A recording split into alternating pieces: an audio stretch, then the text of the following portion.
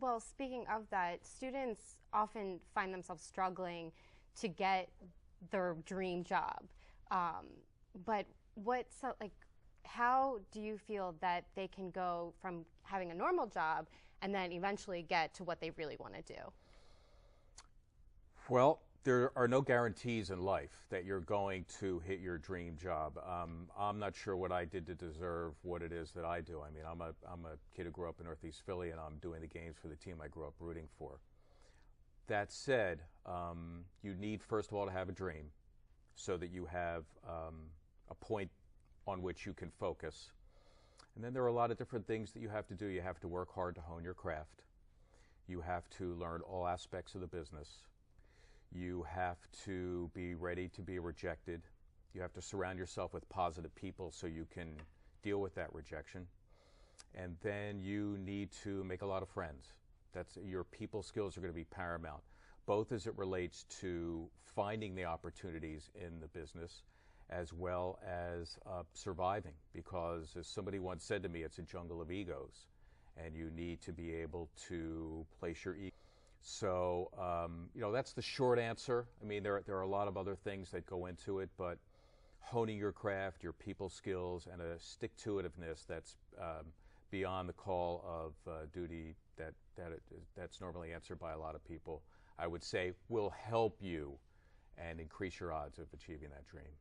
Now, if we take a few steps back, what was your first job after you graduated, and how did you get your first break?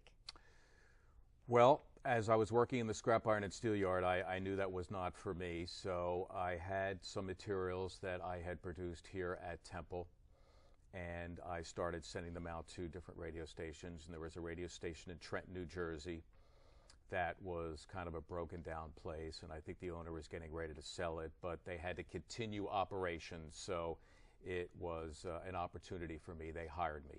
And basically what they did there was they just did news. They did news 24 hours a day. But they didn't have the resources, say, as a KYW News Radio would have here, where they had anchors and reporters and sources, and they went out and really generated news. We just took whatever came across the wires and we read it.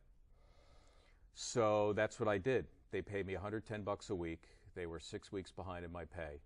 The station at times seemed to be off the air more than it was on the air. But eventually, I got a paycheck after about 6 weeks. And as soon as I saw that paycheck, I said, this is unreal, that I actually just sat here and read news and I got paid to do it. So it was a real buzz. And then from there, I was able to network and get other jobs in news, which is where I actually started out. But that was my first job. And, I tell young people all the time, once you're in, that's a good thing.